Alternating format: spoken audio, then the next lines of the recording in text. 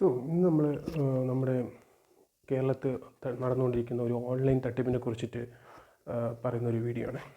ഈ online actually ഈ തട്ടിപ്പ് തുടങ്ങിയിട്ട് ഏകദേശം കുറേ മാസങ്ങളോളായി. പക്ഷേ ഇപ്പോഴും അതിൽ പോയി പെടുന്നവർ ഇപ്പോഴും ഉണ്ട് നമ്മുടെ കേരളത്തിൽ. കുറേ പേർക്ക് ഇതിനെക്കുറിച്ച് അറിയുന്നുണ്ടാവും. ഏതായാലും ഈ തട്ടിപ്പ് തുടങ്ങുന്നത് എവിടെയാണെന്ന് വെച്ച് കഴിഞ്ഞാൽ നമ്മുടെ വീട്ടിലെ സാധനങ്ങൾ നമ്മൾ സെക്കൻഡ്സിന് OLX നമ്മൾ വിൽക്കാനായിട്ട് ഇടുമ്പോഴാണ്. അതായത് നമ്മൾ OLX നമ്മൾ സാധനങ്ങൾ ഇടുന്നു. ഈ സാധനങ്ങളുടെ പരസ്യം കണ്ടിട്ട് നമ്മുടെ നോർത്ത് ഇന്ത്യൻസ് ആയിട്ടുള്ള കുറേ ആൾക്കാർ ഇതിന് ഉടനെ തന്നെ അവർ നമ്മളെ കോൺടാക്റ്റ് ചെയ്യും.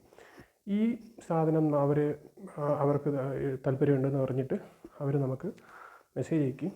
നമ്മൾ പറയുന്ന റേറ്റ്, അതിപ്പം എക്സാമ്പിൾ ഒരു 5000 രൂപയ്ക്കുള്ളൊരു സാധനമാണെങ്കിൽ ഒരു വലിയ നെഗോഷിയേഷനൊന്നും നിൽക്കാറില്ല. സാധാരണ ആൾക്കാരാണെന്നുണ്ടെങ്കിൽ മാക്സിമം അത് നെഗോഷിയേറ്റ് ചെയ്ത് അതിൻ്റെ പ്രൈസ് കുറച്ച് അതിൻ്റെ കണ്ടീഷൻ എന്താണെന്ന് വന്ന് നോക്കി, അല്ലെങ്കിൽ കണ്ടീഷൻ എങ്ങനെയുണ്ടെന്നൊക്കെയുള്ള വീഡിയോയും ഫോട്ടോയും കാര്യങ്ങളൊക്കെ നമ്മൾ അയച്ചു കൊടുത്ത് അങ്ങനെയൊക്കെയാണ് സാധാരണ അതിൽ ഡീൽ നടക്കുന്നത്. പക്ഷേ ഇവർ വന്നിട്ട് നമ്മുടെ അടുത്ത് പറയും, നമ്മുടെ അടുത്ത് എത്ര രൂപയ്ക്കാണ് നിങ്ങൾ ഇതിൽ ലാസ്റ്റ് പ്രൈസ് എന്ന് പറയുമ്പോൾ നമ്മളതിൽ 100-200 കുറയ്ക്കുകയാണെന്നുണ്ടെങ്കിൽ അവർ ഉടനെ തന്നെ സമ്മതിക്കും. അവർ കൂടുതലൊന്നും നിൽക്കത്തില്ല.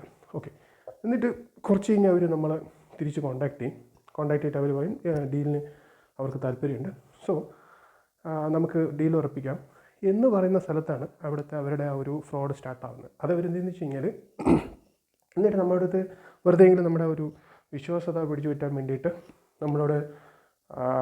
നമ്മുടെ പ്രോഡക്റ്റിൻ്റെ ഫോട്ടോയും വീഡിയോ ഒക്കെ എടുത്ത് ജസ്റ്റ് ഒന്ന് അയച്ചു കൊടുക്കാൻ വേണ്ടിയിട്ട് അവർ വാട്സാപ്പിൽ അയച്ചു കൊടുക്കാൻ വേണ്ടിയിട്ട് വാട്സാപ്പ് നമ്പറും സൈസും എല്ലാം നമുക്ക് തരും. നമ്മളത് ജസ്റ്റ് ഒന്ന് അയച്ചു കൊടുക്കും. അപ്പോൾ തന്നെ അവർ ഓക്കെ താല്പര്യമുണ്ടെന്നൊക്കെ പറഞ്ഞിട്ട് അവർ വിളിച്ചിട്ട് എന്താ ചെയ്യുന്നതെന്ന് വെച്ച് കഴിഞ്ഞാൽ നമ്മുടെ PayTM അല്ലെങ്കിൽ ഫോൺപേയോ ഏത് വഴിയാണ് നിങ്ങൾക്ക് ക്യാഷ് ട്രാൻസ്ഫർ ചെയ്യാൻ താല്പര്യമുണ്ടെന്ന് അവർ ചോദിക്കും.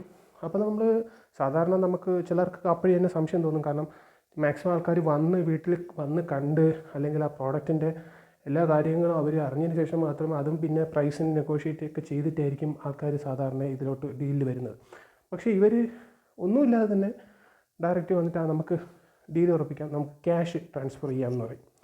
അപ്പം ക്യാഷ് ട്രാൻസ്ഫർ ചെയ്യാമെന്ന് പറഞ്ഞിട്ട് ഇവരെന്ത് ചെയ്യുമെന്ന് വെച്ച് കഴിഞ്ഞാൽ ആ എമൗണ്ട്, നമ്മൾ പറയുന്ന എമൗണ്ട് ഇവർ അവരുടെ ഫോൺപേയിൽ QR കോഡായിട്ട് നമുക്ക് അയച്ചു തരും. അതായത് ആക്ച്വലി അവർക്ക് ക്യാഷ് പോകുന്ന രീതിക്ക് അവർക്ക് ക്യാഷ് റിസീവ് ചെയ്യുന്നതിൻ്റെ ഒരു QR കോഡൊക്കെ വെച്ചിട്ട് ഒരു വൗച്ചർ പുറത്ത് ഫോൺപേ അല്ലെങ്കിൽ PayTMൽ അവർ നമുക്ക് അയച്ചു തരും.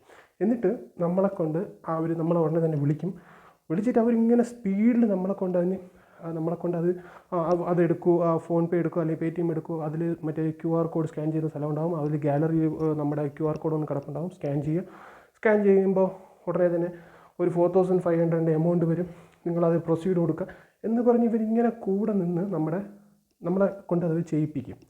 ആക്ച്വലി അത് ചെയ്യുമ്പോൾ എന്താ സംഭവിക്കുന്നത് പറഞ്ഞു കഴിഞ്ഞാൽ നമ്മുടെ കയ്യിൽ നിന്ന് ക്യാഷ് പോകുന്നു. അപ്പം നമ്മൾ ചിലപ്പോൾ അവിടെ വെച്ചിട്ട് സംശയം തോന്നി ചിലർ ചോദിക്കും, ഇപ്പം നമ്മുടെ കയ്യിൽ നിന്ന് ക്യാഷ് പോകുന്ന രീതിക്കല്ലേ ഇതിപ്പോൾ വന്നിരിക്കുന്നത്. അപ്പോൾ അവർ പറയുന്നതിന് റിപ്ലൈ എന്ന് വെച്ച് കഴിഞ്ഞാൽ, അല്ല, അത് നമ്മുടെ ക്യാഷ് നമുക്ക് വന്നിട്ട് ഉടനെ തന്നെ തിരിച്ച് അത് ഡബിളായിട്ട് തിരിച്ച് വരും. പല രീതിക്കും അവർ പറയുന്നുണ്ട്. ഞാൻ അറിഞ്ഞത് ഒരു മാസത്തിന് മുമ്പേ തന്നെ 1-2 ആൾക്കാരുടെ ഒന്ന് ഏതോ ഒരു പട്ടാളക്കാരനാണ് എന്നുള്ള രീതിക്ക് വന്ന് പരിചയപ്പെട്ട്, എനിക്ക് അത് കറക്റ്റ് ഓർമ്മയില്ല, അതെന്തോ ഒരു വലിയ എമൗണ്ട് ആയിരുന്നു. ഒരു നമ്മുടെ മലയാളി വീട്ടമ്മയുടെ കയ്യിൽ നിന്നാണ് അവർ അത് എടുത്തുകൊണ്ട് പോയത്. ക്യാഷ് അവർ ഇതുപോലെ തട്ടിക്കൊണ്ട് അവരേതോ പട്ടാളത്തിൽ നിന്നാണ്. അപ്പോൾ പട്ടാളക്കാരുടെ ഒരു പ്രൊസീജിയർ ഇതാണ്, ഇങ്ങനെ ക്യാഷ് അയച്ചു കൊടുത്തതിന് ശേഷം വരും എന്നൊക്കെ പറഞ്ഞ് അവരെ തട്ടിയെടുത്തു അവരുടെ. പിന്നെ അത് കഴിഞ്ഞ് ബൊട്ടീക്ക് നടത്തുന്ന ഒരു സ്ത്രീ, എനിക്കൊന്ന് അതും ഈ ഇടയ്ക്കാണ്, ബൊട്ടീക്ക് നടക്കുന്ന സ്ത്രീയുടെ കയ്യിൽ നിന്നും ഇതുപോലെ അവർ ബൊട്ടീക്കിൻ്റെ ആഡും കാര്യങ്ങളൊക്കെ ഇങ്ങനെ ഇൻസ്റ്റാഗ്രാം വഴിയും OLX വഴിയൊക്കെ അവർ ഇടുമായിരുന്നു. അപ്പോൾ അത് കണ്ടിട്ട് ഇതുപോലെ വിളിച്ചിട്ട് കുറേ ബൾക്ക് ഓർഡർ അവർക്ക് താല്പര്യമുണ്ട് എന്ന് പറഞ്ഞിട്ട് ഇതുപോലെ ഈ QR കോഡ് അയച്ച് തന്നിട്ട് അവരുടെ കയ്യിൽ നിന്ന് ഇത്രയും ബിസിനസ്സും കാര്യങ്ങളൊക്കെ നടത്തുന്ന ഒരു സ്ത്രീയാണ്. അപ്പോൾ അവരുടെ കയ്യിൽ നിന്ന് വരെ ക്യാഷ് ഇവർ തട്ടിക്കൊണ്ട് പോയിട്ടുണ്ട് എന്ന് ന്യൂസിലൊക്കെ കഴിഞ്ഞ മാസങ്ങളിലൊക്കെ ഉണ്ടായിരുന്നു. എന്ത് തന്നെ ആയിരുന്നാലും ഇവർ ഇങ്ങനെ വന്ന് കോണ്ടാക്ട് ചെയ്യുന്ന ആൾക്കാർ ചെയ്യുന്ന ഒരു ഇതെന്താണെന്ന് വെച്ച് കഴിഞ്ഞാൽ, ഇങ്ങനെ QR കോഡ് അയച്ചു തരുമ്പോൾ നമ്മുടെ OTP നമ്മൾ കൊടുക്കുകയാണെന്നുണ്ടെങ്കിൽ നമ്മളെ കയ്യിൽ നിന്ന് ക്യാഷ് പോകും. ദയവ് ചെയ്ത് അങ്ങനെയുള്ള കാര്യങ്ങളിലോട്ട് ഇവർ പോകുന്നുണ്ടെങ്കിൽ അവിടെ സ്റ്റോപ്പ് ചെയ്യുക. ഇത് ഒരുപാട് പേർക്ക് അറിയാം, പക്ഷേ ഇപ്പോഴും എന്നാൽ പോലും നമ്മുടെ മലയാളികൾ ഇതിൽ പോയി വീണ്ടും പോയി ഒരു മാസത്തിൽ ഒരിക്കൽ ഒരു വീട്ടമ്മയ്ക്കെങ്കിലും ഈ തെറ്റ് പറ്റുന്നുണ്ട്. ആക്ച്വലി ഇപ്പോഴും അത് നടന്നുകൊണ്ട് തന്നെയാണ് ഇരിക്കുന്നത്. ഒരുപാട് പേർക്ക് ഇപ്പോഴും ഇങ്ങനെ കോളുകൾ വരുന്നുണ്ട്. ഇങ്ങനെ ഇതുപോലെ നമ്മൾ OLX ഒരു ആഡ് ഇട്ട് കഴിഞ്ഞാൽ തന്നെ നമുക്കറിയാം. പണ്ടൊക്കെ എന്ന് വെച്ച് കഴിഞ്ഞാൽ ഇപ്പോൾ ഒരു 10-15 കോളാണ് വരുന്നത് ഒരു ദിവസം. പണ്ടൊക്കെ എന്ന് വെച്ച് കഴിഞ്ഞാൽ 1-2 കോൾ വരും, അത് ലെജിറ്റായിരിക്കും. പക്ഷേ ഇപ്പോൾ ഭയങ്കരമായിട്ട് ഫ്രോഡ് നടക്കുന്നുണ്ട്. സോ എല്ലാവരും സൂക്ഷിക്കുക. ഈ ഇൻഫോർമേഷൻ ആർക്കെങ്കിലും ഒരാൾക്കെങ്കിലും ഉപകാരപ്പെടുകയാണെന്നുണ്ടെങ്കിൽ അത്രയും സന്തോഷം. മറ്റുള്ളവർക്ക് ഇതൊന്ന് ഷെയർ ചെയ്യുക. Anyways, thank you.